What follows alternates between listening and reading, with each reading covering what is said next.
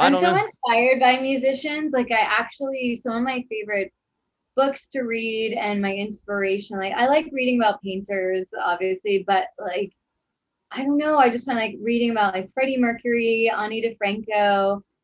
In my Dave Grohl YouTube spiral, I ordered a book on him. But you know, like Jimi Hendrix, just I find like Janis Joplin. I read a book on her. I don't know. The musician's journey is so amazing. It's very similar to a painter's, and like just going for it, you know. Dave Grohl talked a lot about like his mom is or was a school teacher and very quickly saw that just that's not how he was going to learn. And at like 17, he joined a band and traveled like Europe and went around. And just how many musicians have to just go for it and decide like I have to do this passion, I have to follow this, like, and it's very inspiring to me. And just kind of how musicians then too like either change their name or find their like stage presence and really get to express who they want to be and what they want to say, whether it's, you know, whether they're a drummer or they're the lead, a singer, you know, front man or woman.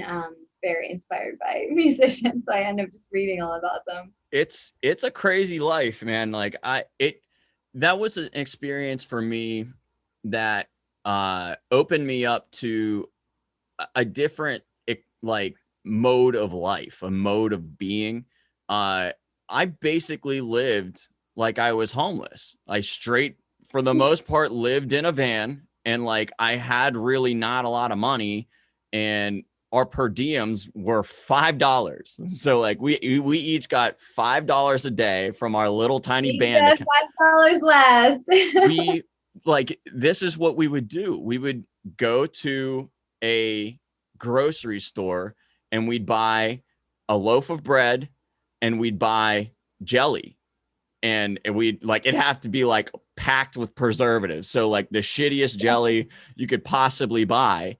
and we would What's make the last on a van? and we would make like these jelly sandwiches. We would just fold one piece of bread over, spread it, and that would have to last you. Like that would have to Right. take you a decent, you know, through and probably get you through a couple days. You know, like you'd go, I mean, the amount of carbs you were taking in was ridiculous. Like when I see all these guys that have been on the road for a minute and like they kind of have like a little pudgy belly, but like they're not fat, they're just have like this little like pooch going on. I'm like, that's a dude who did the jelly sandwiches. Like I It's know like what a Jello sandwich diet. This, why did you didn't get a little peanut butter in there? Come on, like a little. a little well peanut butter is like, That was splurging if we got the peanut well butter. it's like sticky, so I don't know, there was something about like the jelly that was like it's more refreshing. Okay. So in like then if you got peanut butter, then you needed to have more drinks. Like you needed to have something to like help wash it down better and everything. It's a weird thing, but like you started paying attention to these very strange details of eating. And like See, if you wrote a book about like your touring experience, I would buy that book. I'm so intrigued. This is like it's a it's a wild way to live, especially on the early in the early goings of it, because you truly are just like you're putting most of everything on the line. You're risking damn near everything, especially your health, because it is not a healthy way to go. yeah. And yeah, I don't know, man. It's interesting, but like when I say that, like I felt like I was experiencing what homelessness kind of was like. Not it's almost unknown on certain terms that like that's exactly how it was every day. Part of my job was trying to like play the room and figure out a way that I can ask, like, have somebody uh, let us stay with them, because we didn't. Yeah. A lot of the He times we. talks about that. He's like, yo, we would sometimes like just sleep on the equipment in the car. And then if you knew someone in town, you were lucky enough to like sleep on the floor or sleep on a couch. Right, and that's exactly what it was. If you knew somebody, awesome. That was immediately the first call you made.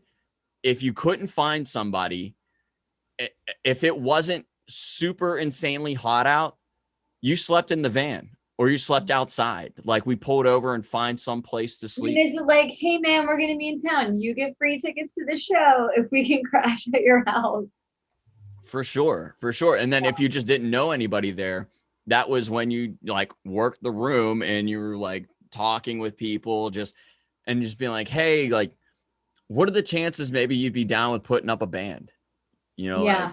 Like, would that be cool? Like, and thank Christ, people are so passionate about music because Yeah.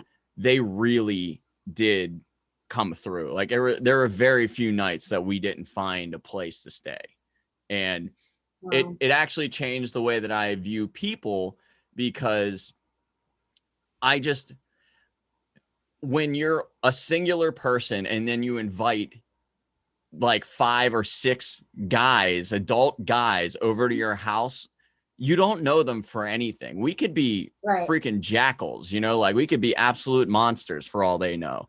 And Yeah. but like in some of the like not a lot of the time, like maybe half the time, like there were girls that Yeah. were letting us stay at their place. So like that's a whole other dynamic that 6 Dynamic. guys rolled into a girl's house where she's the only one there and there's 6 of us. Like Yeah. the amount of trust that she put into us to not be assholes was Mhm. huge. But that all kind of recalibrated me a little bit, that like I honestly think that most people are really nice. Mhm. Nice people though don't seem so apparent because like usually that you figure that out like either by creating a relationship with them or asking them, and then you find out that they're generous. You find very shitty people because they will go out of their way to kind of let you know that they're shitty, so that becomes way more apparent. Like Yeah. that becomes way more obvious and like easy to talk about and make the narrative. But in my experience, it just like, yeah, there were some people that I thought were kind of strange that stayed with us, but like they were generous and they were kind and they And that's gave us a place to really stay. the energy you give off, like people can tell if something feels safe. And obviously, sometimes people can put on a front, but I think it's the energy you give off and even just asking, if you just ask and people, sure, this band can come stay at my place. But I definitely, that was reminding me of like some early young Sarah LA. My roommate had a bunch of skater friends. And so I know there's a skate scene in Pittsburgh, but in LA, it's huge. And so we'd end up with, and like skaters have like the best names. Like I can't, of course, remember any of them right now, but it would be like everyone had a nickname. And so you'd come down and we'd just have a living room full of skaters and they would like roll up their stuff in the morning. And that's the thing. I'm sure like the band was so appreciative of people letting them stay that they're like, cleaning up or like whatever, making it. The skaters that would hang were the best, super nice. I had some friends, can my military friends come stay? And I'm like, yeah, I guess like I'm an actor. Like, all my friends were like actors, musicians, whatever. And we're like, we got a floor. You can come hang. I don't know.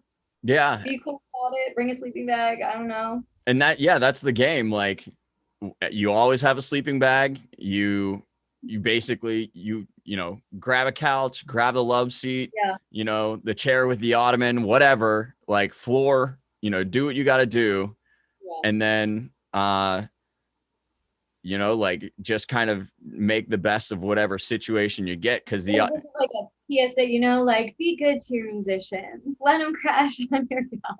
yeah, well, I mean, and it's not, I had let bands stay with me before, but it became like a thing where I it basically like if I even got the inkling that a band didn't have a place to stay, it was like, you're staying with me.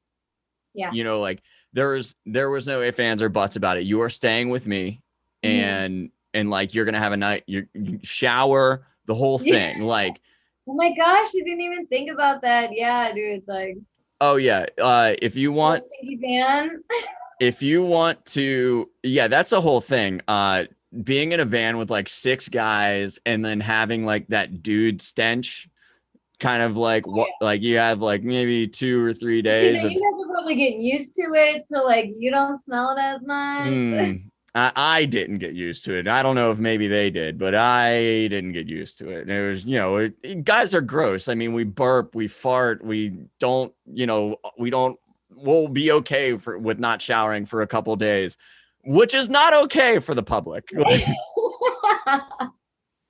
Well, yeah, come on. You're like rocking out at the show, all sweaty, getting back in the van. Like, these are the things people don't think about. It's nasty. And and so they have like performance, like specific outfits that they wear for their performance.